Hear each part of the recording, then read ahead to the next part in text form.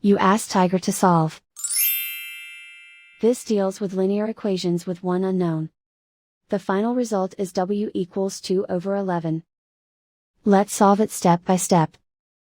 Simplify the expression. Group like terms. Simplify the arithmetic. Group all constants on the right side of the equation. Subtract 2 from both sides. Simplify the arithmetic.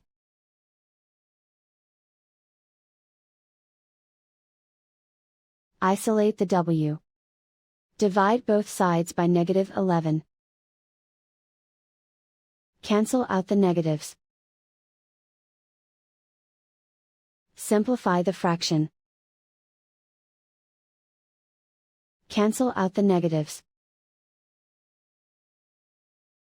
And so the final result is w equals 2/11.